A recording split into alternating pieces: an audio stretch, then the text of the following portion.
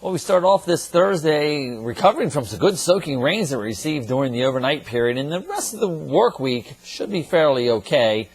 We'll look for another good soaking rainfall, unfortunately, coming just in time for the weekend. Yeah, we need the rain, that's definitely for sure, don't get me wrong, but not all day on Sunday. We'll talk about that coming your way here in a minute.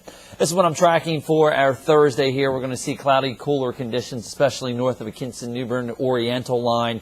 South of that line, we'll break out to maybe some peaks of sunshine late morning to the early afternoon hours, of which could maybe touch off an isolated storm. Fantastic Friday's in store for us, although we may have some low clouds and fog to deal with early tomorrow morning. And as I mentioned, a wet weekend. Not a complete weekend washout, but it does look like Sunday is going to be fairly wet for us here. Keeping the Storm Track 12 threat tracker in the low category for today and tomorrow. Again, we are going to be dealing with that fog in the morning hours and maybe an isolated storm developing along the sea breeze front by the afternoon.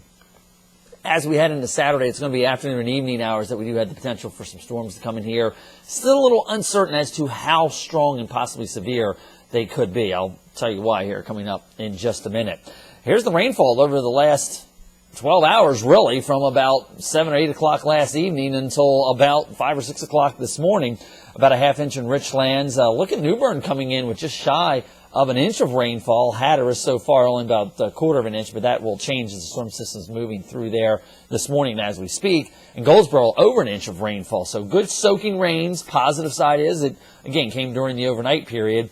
And as we take a look at Storm Track 12 forecast, again, south of Kinston-Newbern Oriental line, I'll put in the slim chance for an isolated storm later this afternoon. Now, northern areas, north of the Kinston-Newbern Oriental line, so Greenville, Washington, Martin, Bertie County, go to hold on to temperatures only in the upper 60s and low 70s. South of that line, we break out in some peaks of sunshine. We are going to be looking at temperatures into the low to mid 70s. Low clouds and fog possible overnight tonight, mid 50s for overnight temperatures. And as I said, we'll burn the clouds and fog off tomorrow morning, then turns into a fantastic Friday for us. Temps in the upper 70s and low 80s, even at the beaches, with light and variable winds around. Here's our storm system. Slug of moisture, upper level system coming out of the Gulf of Mexico now has pushed its way off the coast.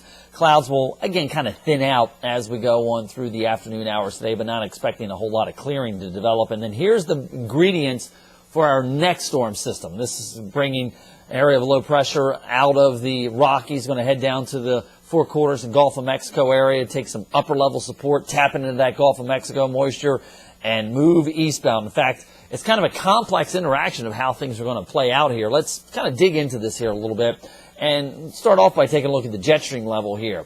Now, what you'll notice is we've got two branches of the jet stream. The southern branch down here, the northern branch here. Normally, the southern brings the moisture and the northern brings the cold.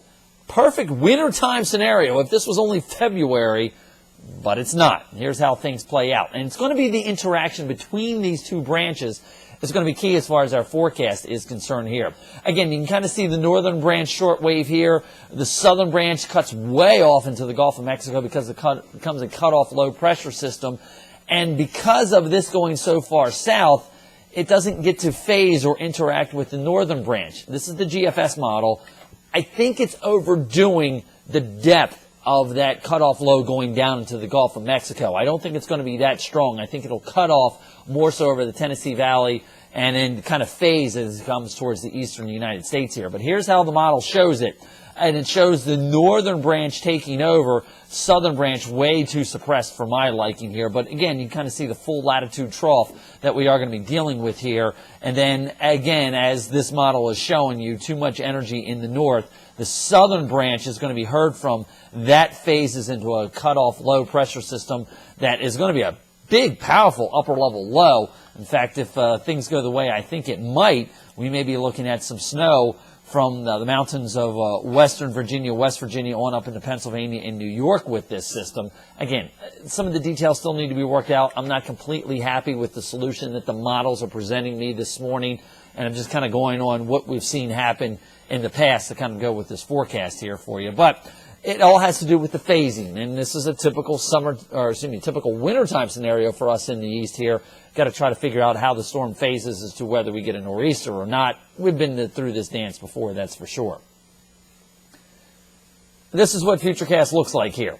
As we play out through the day today, some of that thinning of the overcast, maybe popping an isolated storm, Onslow, Duplin County for this afternoon. Low clouds and fog overnight tonight. We'll burn that off to a good deal of sunshine tomorrow. Again, maybe an isolated storm along the sea breeze front. And then you'll notice the progression, the moisture starting to come into the pattern as we go through the afternoon and evening hours on Saturday. Saturday morning, okay. Even Saturday afternoon early is going to be fine. The clouds will gradually thicken up, showers and storms develop, and then once the rain's in here, you can see this futurecast kind of showing you the heavy rain, just kind of displacing it further off to the east because it's not dealing with the phasing of the systems all that well. So that's something, again, the computer models over the next day or two are going to back around to.